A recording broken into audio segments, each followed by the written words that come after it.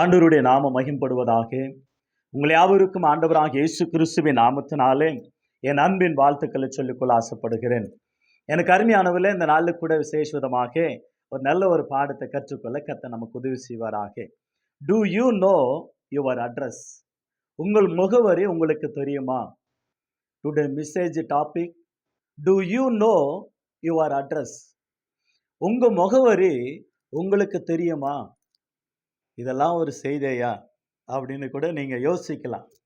எங்க அட்ரஸ் எங்களுக்கு தெரியும், உங்களுடைய பிரச்சனை என்ன? உங்க அட்ரஸ் உங்களுக்கு தெரியுமா அப்படின்னு கேட்கக்கூடிய ஒரு கேள்வியாக கூட இருக்கும் உங்களுக்கு உள்ளத்துல. எனக்கு அருமையானவர்களே, இந்த நாளுக்கு கூட சேஷுதமாக உங்கள் அட்ரஸ் உங்களுக்கு தெரியுமா? உங்கள் முகவரி உங்களுக்கு தெரியுமா? To you know your address? To you know your address? உங்க முகவரி உங்களுக்கு தெரியுமா? எனக்கு அருமையானவர்களே, இந்த உலகத்தில் இருக்கக்கூடிய 800 கோடிக்கு மேல இருக்கக்கூடிய மனிதனுடைய ஒவ்வொரு மனிதனுக்கும் ஒவ்வொரு பேர் உண்டு, ஒவ்வொரு முகவரி உண்டு, ஒவ்வொரு அட்ரஸ். அவர்களுடைய அட்ரஸ், அவர்கள் குடியிருக்கிற ஒரு அட்ரஸ், அவர்கள் வேலை செய்கிற ஒரு அட்ரஸ், அவர்கள் உறவுகள் ஒரு அட்ரஸ், அவர்கள் நண்பர்கள் ஒரு அட்ரஸ், அவர்கள் போய் சுற்றி பார்க்கிற எந்த இடத்துக்கு போகிறீங்களோ உங்க அட்ரஸ் என்னன்னு கேட்பாங்க. அந்த அட்ரஸும் அவங்களுக்கு தெரியும். ஒன்று, நம்ம சுற்றிலுமா வாழுகிற ஒவ்வொரு மிருகங்களும் பறவைகளும் இவைகள் எல்லாம் பார்க்கும் பொழுது ஆச்சரியப்படக்கூடிய காரியங்கள் அவைகள் எல்லாம். உங்களுக்கு லெட்டர் வரும், உங்கள் அட்ரஸுக்கு தான் தேடி வரும். ஃப்ரோம் டு நமக்கு வரும். ஃப்ரோம் யார் இடத்துல இருந்து வந்தது? அட்ரஸ். யார் அனுப்பிச்சது அந்த பார்சல்? யார் அனுப்பிச்சது அந்த லெட்டர்? யார் அனுப்பிவிட்டது அந்த பார்சல் என்று சொல்லி அந்த அட்ரஸில் ஃப்ரோம் அட்ரஸ் பார்த்தா தெரிந்து கொள்ளுவோம். டு அட்ரஸ் பார்த்த உடனே இன்னாருக்கு என்று தெரியும். ஒரு கடிதம் எழுதும்போது கூட அதுதான். ஆனால் எனக்கு அருமையான கர்த்தருடைய பிள்ளைகள், நம்முடைய வாழ்க்கையில ஒரு சப்ஜெக்ட் எழுதும் பொழுது அல்லது ஒரு கடிதம் எழுதி கொடுக்கும் பொழுது டு இன்னாருக்கு, ஃப்ரோம் இன்னாரு எழுதுகிறதை பார்க்கிறோம். To you your address? To you know your address? உங்கள் முகவரி உங்களுக்கு தெரியுமா? எனக்கு அருமையானவர்களே, இந்த நாளில் விசேஷமாக நாட்டில் இருக்கக்கூடிய மிருகங்களும் காட்டில் இருக்கிற மிருகங்களும் அவைகளுக்கு ஒவ்வொன்றுக்கும் ஒவ்வொரு தங்கும் இடம் தெரியும். இப்பொழுது உங்க வீட்டாண்டு இருக்கக்கூடிய ஆடு மாடுகளை கொஞ்சம் பாருங்க. அவைகள் எல்லாமே மேயறதுக்கு வனாந்தரத்துக்கு போகும், அல்லது வயல்வெளிக்கு வேலை செய்வதற்கு போகும், அல்லது வெளியே போய் அவைகள் அந்த புல் மேய்ந்து விட்டு 10 மணிக்கு போய் மறுபடியும் சாயந்தரம் 5 மணிக்குள்ளாக உங்கள் வீட்டை தேடி வரும். அதுக்கு தெரியும் அட்ரஸ். ஒரு கோழிக்கு, ஒரு நாய்க்கு, ஒரு பூனைக்கு, ஒரு எலிக்கு, ஒரு பறவைக்கு, ஒரு மாடுக்கு, ஒரு ஆட்டுக்கு எல்லாமே உங்களுடைய வீட்டு முகவரி தெரியும். அது நேரம் உங்க வீட்டாண்டிக்கு தான் வரும். சிறு சிறு பூச்சிக்கூடுன்னு பாருங்க, எறும்பு கூட பாருங்க, நேரா வந்து சாப்பிட்டு தன்னுடைய இருக்கும் இடத்துக்கு அந்த புத்துக்குள்ள போய்விடும், அந்த கூண்டுக்குள்ள போய்விடும். ஒரு பறவைகள், மிருகங்கள், காட்டில் இருக்கிறவைகள், நாட்டில் இருக்கிறவைகள், அது பறவைகளானாலும், குரங்கானாலும், பன்றிகளானாலும், குள்ளநரிகளானாலும், சிறு பூச்சிகளானாலும், விஷப்பூச்சிகளானாலும், உங்கள் வீட்டில் சிறு சிறு பூச்சிகளானாலும், சிறு எறும்பா இருக்கக்கூடிய அந்த எறும்பானாலும், அது பூமியில் இருக்கக்கூடிய ஆனாலும், வானத்தில் இருக்கக்கூடியவைகள் ஆனாலும், மரம் செடி கொடிகள் உங்கள் வீட்டாண்டு இருந்தால் காலையில அது அப்படியாக அது ஆகாரத்துக்காக கடந்து போய் மீண்டும் சாயந்தரத்துக்குள்ள வந்து விடுகிறத பார்க்கிறோம். இப்படி தண்ணீருக்குள்ள இருக்கிறவைகளும் ஒரு இடத்துல இருக்கிறத பார்க்கிறோம். மீனானாலும் பாம்பானாலும் சில காட்டில் அதாவது தண்ணீருக்குள்ள இருக்கக்கூடிய மிருகங்கள். தண்ணீருக்குள்ள மிருகம் இருக்குமா? தண்ணி தானே இருக்கும், மீன் தானே இருக்கும் அப்படின்னு நினைப்பீங்க. தண்ணிலையும் நீர் சிங்கம், நீர் யானை, இப்படியெல்லாம் சொல்லுவாங்க இல்லைங்களா? இவைகள் எல்லாம் கூட அவைகள் அட்ரஸ் தெரியும். அது இருக்கிற இடத்துக்கு மீண்டும் வந்து அது சேருகிறத பார்க்கிறோம். அவைகள் எல்லாம் இறைய புசித்து வருகிறத பார்க்கிறோம். உங்க வீட்டுக்கு கடிதங்கள் வருகிறது, போஸ்ட்மேன் கரெக்டா தந்து கொடுக்கிறார் இல்லைங்களா? அதே போஸ்ட்மேன் கிட்ட நீங்க ஒரு தகவல் சொல்லுவீங்க, அந்த தகவல் அந்த போஸ்ட்மேன் கொடுப்பார். ஒரு தந்தி ஆனாலும், ஒரு போஸ்ட் ஆனாலும், ஒரு தந்தி ஆனாலும், ஒரு SMS அந்த செய்தி ஆனாலும், அல்லது ஒரு மனிதனிடத்துல தகவல் கொடுத்து அட்ரஸ் கொடுத்து அனுப்பினால் அவர்களும் தகவல் சொல்வார்கள். அந்த காலத்துல மரித்து போன ஒரு மனிதன் சொல்லுவாங்க. அதுக்கு அடுத்தது தந்தி சொல்லும். அதுக்கு அடுத்தது பேஜர். அதுக்கு அடுத்தது செல்போன். இன்னைக்கு எல்லார் இடத்திலும் இருக்கிறது. ஒரே நிமிஷத்துல எல்லாருக்கும் ஷேர் பண்ணிடலாம் ஒரு நியூஸ. பட் ஆண்டவருடைய வார்த்தை தான் நிறைய இடத்துல போகாத தடையவே இருக்கு. ஆனா அதே பேட் நியூஸ்னா 10 நிமிஷத்துல அமெரிக்காவுல போய் இருக்கும். அது குட் நியூஸ்னா பக்கத்து வீட்டுக்கு கூட போய் சேராது. எனக்கு அருமையான கர்த்தருடைய பிள்ளை, நம்முடைய வாழ்க்கையில எல்லா மிருகங்களுக்கும் உங்க வீட்டாண்ட வாழ்கிற நாய் கூட பாருங்க, திடீர்னு காணாம போயிட்டு 1 மணி நேரத்துல மீண்டும் உங்க வீட்டாண்ட வந்து நிற்கும். அது உங்க வீட்டு நாய் தான். அது உங்க வீட்டு பறவைகள் தான், மிருகங்கள் தான். கோழி, நீங்க வளர்க்கிற ஒரு கோழி, இவைகள் எல்லாமே உங்க வீட்டாண்ட வந்து நிற்கும். ஏனென்றால் உங்க வீட்டாண்ட வளர்கிறதுனால உங்க அட்ரஸ மறக்காது. ஆ வித்தியாசமாக சில திருட்டு பொருட்களை பார்க்கிறோம். அந்த திருட்டு பொருட்கள கூட அட்ரஸ் மாறி போயிடும். அந்த சில நேரங்களில சில பேரு ராங் அட்ரஸ் குடுத்துருவாங்க. ஏன் சொல்லுங்க? வேற சிலர் வேற அட்ரஸ் குடுத்துருவாங்க. லோன் வாங்கியிருப்பாங்க, அல்லது கடன் வாங்கியிருப்பாங்க, அல்லது ஏதோ ஒரு தவறு செஞ்சிருப்பாங்க. வேற அட்ரஸ் குடுத்துருவாங்க. தேடுவாங்க பாருங்க. சில நேரங்களில போலீஸ்காரர் தேடுவாங்க, பணம் கொடுத்தவன் தேடுவான், பொருள் கொடுத்தவன் தேடுவான், அல்லது அவங்களுக்கு சொந்தக்காரங்களை கூட தேடுவாங்க. அப்படி சில பேர் திருட்டு அட்ரஸ் கொடுக்கிறதையும் பார்க்கிறோம். ஆனா குடிகாரங்கள் பார்த்தீங்கன்னாக்கா, குடிமகன்கள்னு சொல்லணும் இல்லையா? குடிகாரன்னு சொல்லக்கூடாது. சாரி. அப்போ குடிமகன்கள் கூட பார்த்தீங்கன்னாக்கா, அவர்களும் குடிச்சிட்டு அட்ரஸ் தெரியாம அடுத்த வீட்ல போய் உத வாங்கிட்டு வருவாங்க. அல்லது ரோட்லயும் அட்ரஸ் தெரியாம வேற வழியா போய் விடுவார்கள். அப்படியாக வண்டி பயணம் செய்கிற பொழுது கூட பாருங்க, கவனம் குறைவு. அந்த வண்டி ட்ரெயின்ல இந்த ஊருக்கு போற ட்ரெயின் அப்படின்னு தெரியாம ஏறிட்டு இன்னொரு ஸ்டேஷன் போய் கேட்பாங்க. இது சென்னைக்கு தானே போகுது, இது டெல்லிக்கு தானே போகுது, பாம்பே. ஐயோ இது இல்லைங்க, இது டெல்லிக்கு போற வண்டிங்க. ஐயோ தெரியாம ஏறிட்டோம். அவங்க போகிற பயணம் சில பேர் தடுமாற்றம், கவனம் குறைவினால ஆடு மாடுகள் பசிக்கு போகும். பசி அவைகளுக்கு புசிப்பதற்காக சில நேரங்களில் போய் அடுத்த வயல்வெளியில் போயிடும். இல்லாது தங்களுடைய மெய்ப்பனுடைய கண்ட்ரோல் மிஞ்சி போயிடும். அது போய் அது பேன் பண்ணி கொண்டு வந்து அது பவுண்டில் போட்டு வச்சிருப்பாங்க. பவுண்ட்ரி அது கவர்மெண்ட்டு அதை பாதுகாக்கும். ஒரு ஃபைன் கட்டிட்டு கூட்டு வருவாங்க. சில நேரங்களில் இதெல்லாம் திமிரு பிடிச்ச மாடு எல்லாம். ஆமாம், திமிரு பிடிச்ச மாடு ஆடுகள் இவைகள் எல்லாம் ஆபத்து கண்டு கொள்ளாது போவோம். அந்த ஆடு மாடுகள் வேலைக்காரருக்கு சில நேரங்களில் ரொம்ப தொல்லையா உண்டாகும். இப்படிப்பட்டதான உலகத்தில் நாம் வாழ்ந்து கொண்டு இருக்கிறோம். நீங்களும் அட்ரஸ் தெரியாம சில நேரங்களில் பஸ்ஸில், ட்ரெயினில் அல்லது போகும் பொழுதே பாதை மாறி போய் விடுவீர்கள்.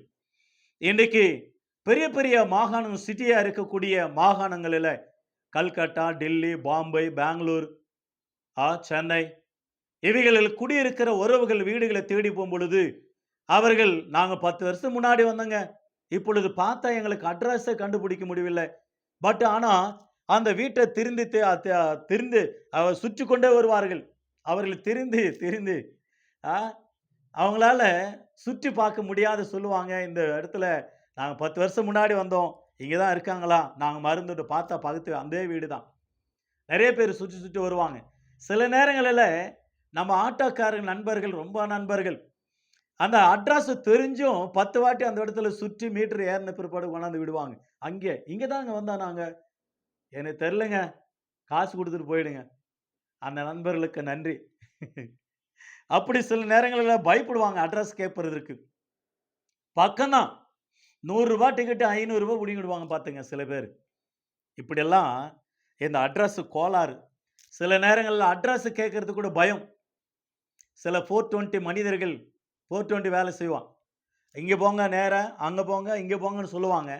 அங்கே போகிறக்கெல்லாம் திடீர்னு அவங்கள மிரட்டி செல்ஃபோனையோ பணத்தையோ பறித்து கொண்டு போவாங்க. ஆகையினால தான் கேட்குற இடத்துல கேட்கணும், யாரை பார்த்து கேட்கணும், எப்படி போகணும் என்பது குறித்து நாம் கவனம் உள்ளவர்களாக இருக்க வேண்டும் என்பது குறித்து ஒரு விழிப்புணர்வு உண்டாக்கும்படியாக நாம் இருக்க வேண்டியது மிக அவசியம். ஆகவே to you know your address? உங்கள் முகவரி உங்களுக்கு தெரியுமா? எனக்கு அருமையானவில்லை, இன்னைக்கு மனிதனுடைய வாழ்க்கையில ஒரு சம்பவத்தை சொல்ற, நீங்க மறக்கவே முடியாது. அப்படிப்பட்ட ஒரு சம்பவம் இன்றைக்கு சொல்ல விரும்புகிறேன். உலகத்திலேயே the wonderful, the man of God, doctor Billy Graham in USA. The wonderful man of God, முதல் சுசேஷகன் அல்லது சிறந்த சுசேஷகன், தேவ மனிதன் என்று பெயர் எடுத்த டாக்டர் பில்லி கிராம் ஐயா அவர்கள் அமெரிக்காவில் உலகம் முழுவதும் அவருடைய ஊழியம் இருக்கு. அவர் கடைசி நாட்களில், அவர் மரண தருவாயில உலகமே எதிர்பார்க்கிறது, நல்ல ஒரு குட் நியூஸ் சொல்ல வேண்டும். அவர் இடத்துல இந்த மரண தருவாயில அவரிடத்துல ஒரு வாக்கு சொல்லணும் என்று உலகம் எதிர்பார்க்கிறது. மீடியாக்கார் எதிர்பார்க்கிறாங்க, பேப்பர்கார் எதிர்பார்க்கிறாங்க. ஒரு பெண்ணானவள் மீடியா, அந்த பெண் ஒரு கேள்வி கேட்டாங்க, ஐயா ரொம்ப சந்தோஷம், உங்களுடைய மரண நாட்கள் நெருங்கி கொண்டு இருக்கிறீங்க. இன்றைக்கா நாளைக்கே எப்பொழுது என்று தெரியவில்லை, பட் ஒரு உலகத்துக்கு நீங்க சொல்ற ஒரு குட் நியூஸ் ஒன்று சொல்ல வேண்டும். கடைசியாக இதுதான் மீடியாவில் நாங்கள் போட போறோம் உங்களுடைய நியூஸ் அப்படின்னு சொல்லி அந்த பில்லி கிராம் ஐயாவோட பேட்டி எடுத்தாங்க. அப்பொழுது அவர் சொன்ன ஒரு வார்த்தை எல்லாரும் வியக்க வைத்தது, ஆச்சரியப்பட வைத்தது.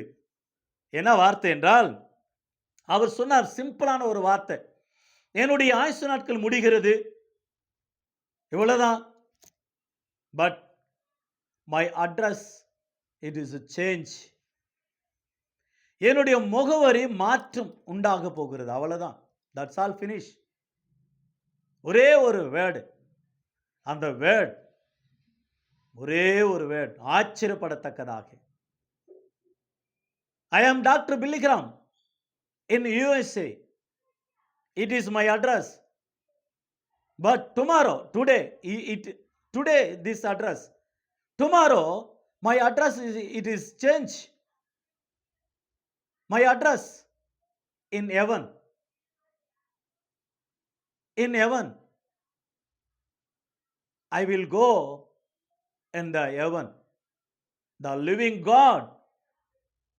அவராண்ட நான் போயிட்டு போறேன். இன்றைக்கு இந்த அட்ரஸில் இருக்கிற, நாளைக்கு நான் மரித்தா என்னுடைய அட்ரஸ் சேஞ்ச் ஆகும். It is wonderful answer, the wonderful word, the amazing thinking word. நாம் எல்லாரும் சிந்திக்கக்கூடியது, நாம் எல்லாரும் யோசிக்கக்கூடியது, நாம் எல்லாரும் ஒரு நிமிஷம் சிந்திக்க வேண்டும். மெய்யூரிலிருந்து பையூருக்கு வந்தோம், பையூரிலிருந்து பொய்யூருக்கு வந்திருக்கிறோம், பொய்யூரிலிருந்து மீண்டும் நாம் மெய்யூருக்கு போக வேண்டும். அதுதான் பைபிள் நமக்கு கற்றுக் கொடுக்கிற நல்ல ஒரு பாடம். எனக்கு அருமையான கர்த்தருடைய பிள்ளை, நம்முடைய வாழ்க்கையில அதுதான் ஒரு கேள்வி, to you know your address? உங்கள் முகவரி உங்களுக்கு தெரியுமா? நீங்க எங்க போனாலும், எந்த ஊருக்கு போனாலும், எந்த நாட்டுக்கு போனாலும், வெளிநாடுகளுக்கு போனாலும் உங்களுடைய முகவரியை நீங்கள் மறப்பதில்லை. மீண்டும் உங்களுடைய குடியிருக்கிற இடத்துக்கு, அந்த தேசத்துக்கு வந்து விடுகிறீர்கள். பட் மரித்த பிற்பாடு நம்முடைய குடியிருப்பு பரலோகம். பிலிப்பியருக்கு எழுதின நிருபம் 3ஆம் அதிகாரம் 20-21 வாசிக்கிறோம், அவர் சிட்டிசன்ஷிப் இன் ஹெவன். நம்முடைய குடியிருப்போ பரலோகம், நம்முடைய குடியிருப்பு பரலோகம். இஸ்ரவேல் ஜனங்களை ஆண்டவர் வழி நடத்தினார், நாம் பார்க்க போகிறோம். அதுக்கு முன்னதாக பிரசங்கின் புஸ்தகம் 10ஆம் அதிகாரம் 15ஆம் வசனத்தில் வாசிக்கிறோம், ஊருக்கு போகிற வழி மூடன் அறியாததனால வழியில் அநேகருக்கு தொல்லை உண்டாகுமா.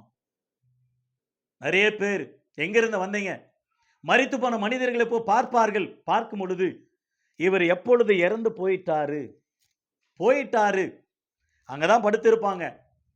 500 ரூபாய் மாலை கொண்டு இருப்பாங்க, அவர் மேல போட்டு அழுவாங்க, ஐயோ விட்டு போயிட்டீங்களே அப்பா, பெரியப்பா, தாத்தா, சித்தி, அத்தி, பாட்டி சொல்லுவாங்க, அழுவாங்க.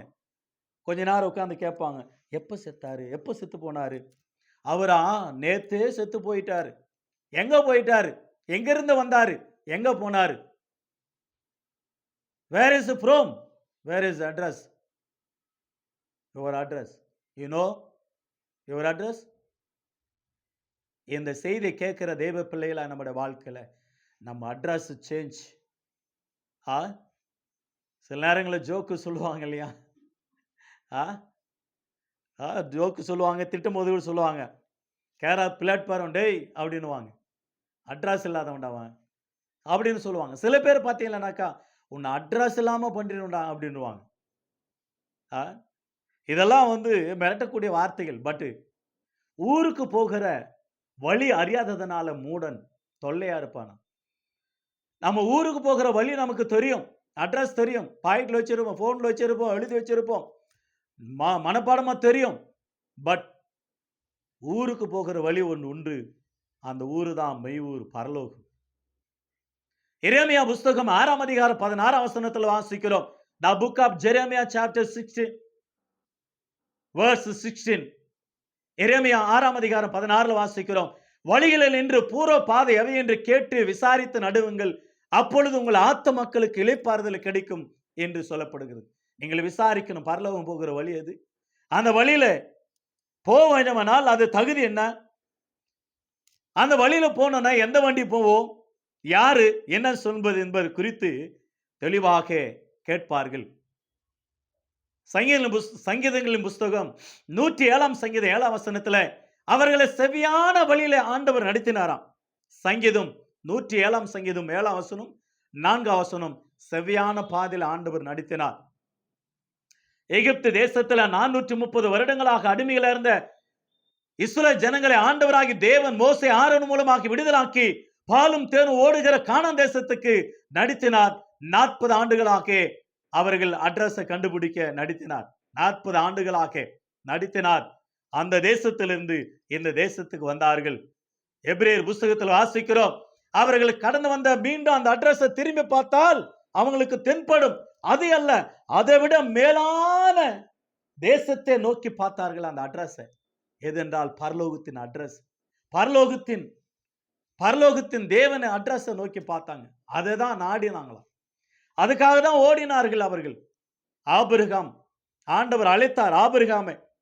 ஆபிரகாம் ஆண்டவர் அழைக்கும் பொழுது ஆதியாகமம் 12ஆம் அதிகாரத்தில் உன் தேசத்தையும் நிலத்தையும் தகப்பனும் தாயும் விட்டு நான் காண்பிக்கிற தேசத்துக்கு போன்னு சொல்லும் பொழுது எபிரேயர் 11ஆம் அதிகாரம் 8லிருந்து 10 வசனங்கள் வாசிக்கிறோம்.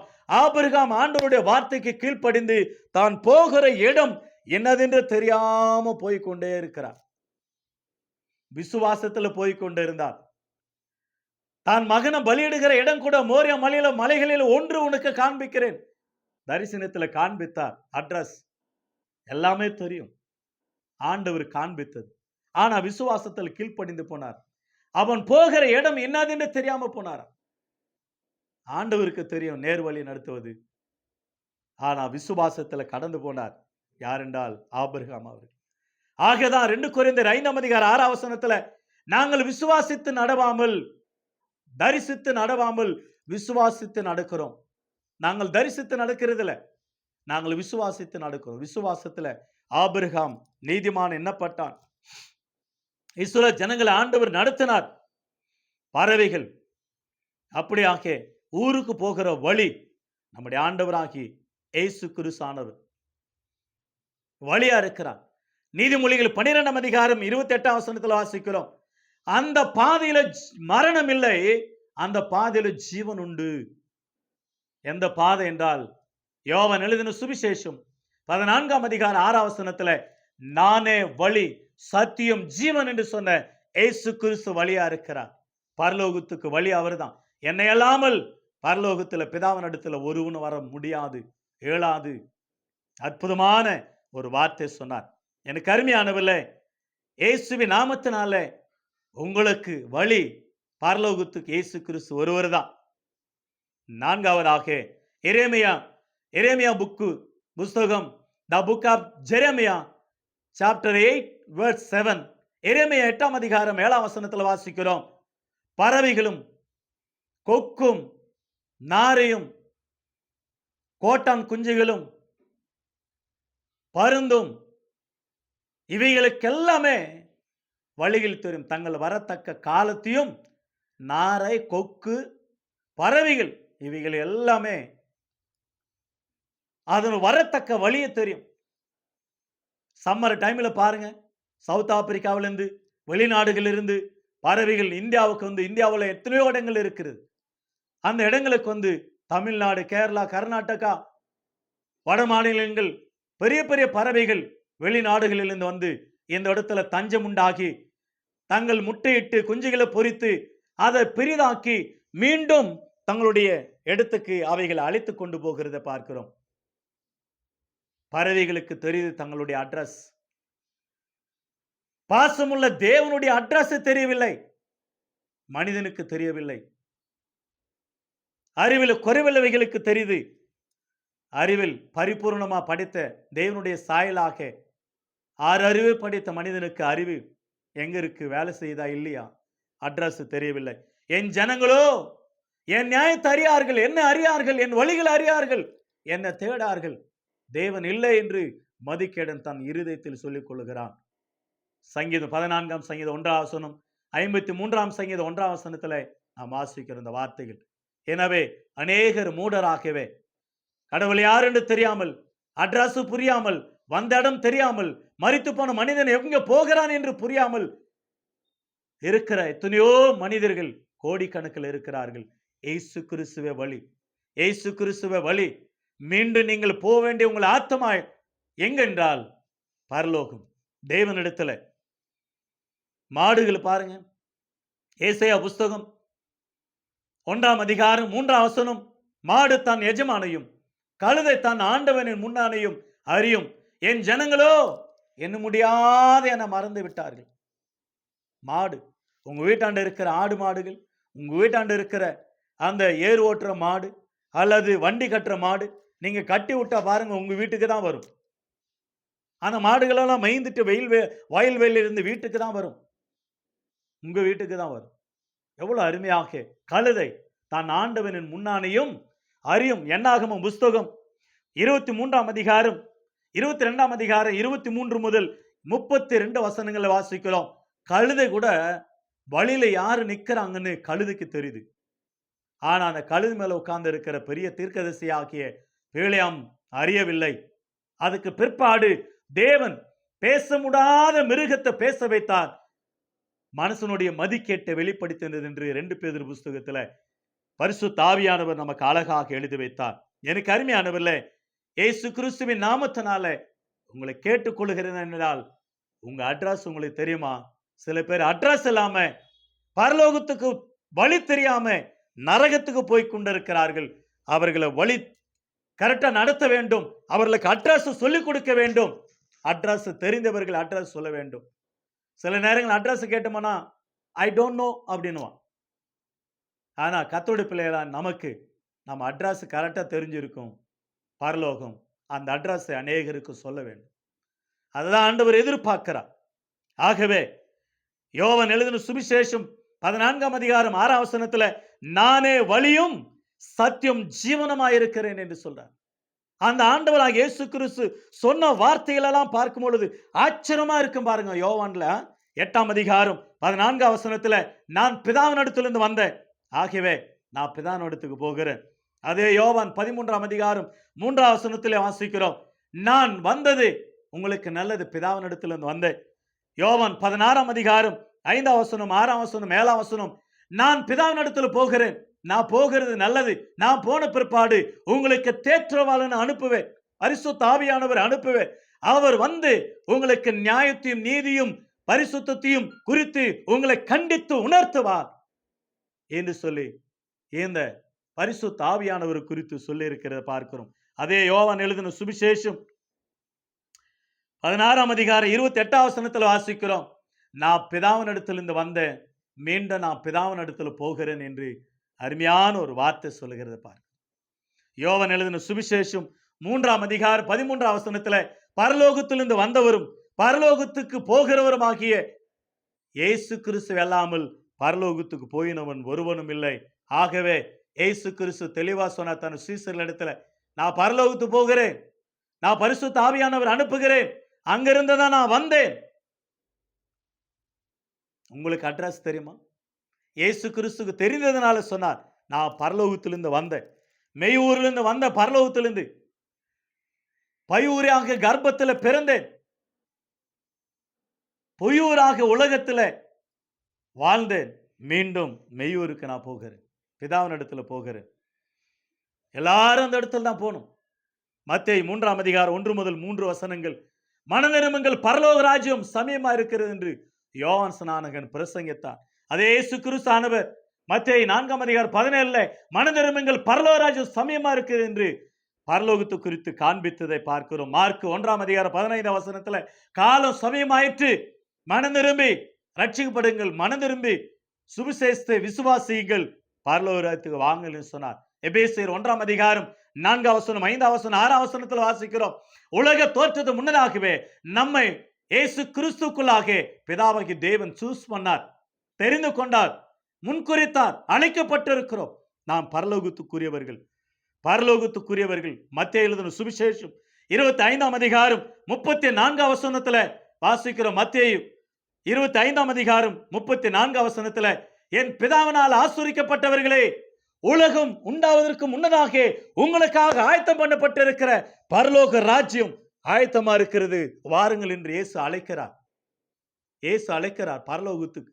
உங்களுக்காக ஆயத்தமா இருக்கிறது, பரலோகம் ஆயத்தப்பட்டு இருக்கிறது, நீங்கள் அதற்குள்ள வர வேண்டும்.